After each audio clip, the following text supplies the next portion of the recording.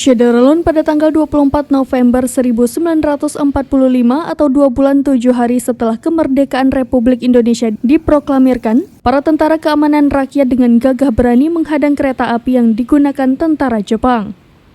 Perang sengit pun terjadi sehingga sejumlah TKR menjadi syuhada.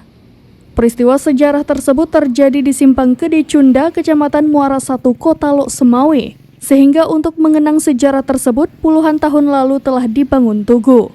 Tugu tersebut diberi nama Tugu Tentara Keamanan Rakyat. Namun dalam 2 tahun terakhir ini, tugu tersebut sudah dipugar dan kini terlihat sangat indah. Dengan keindahan bentuk tugu tersebut, banyak warga yang datang ke lokasi untuk berfoto.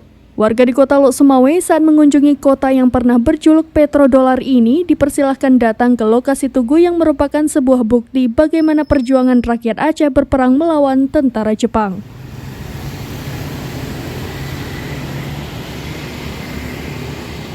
Dari Lok Semawe, Saiful Bahri, SerambiNews.com.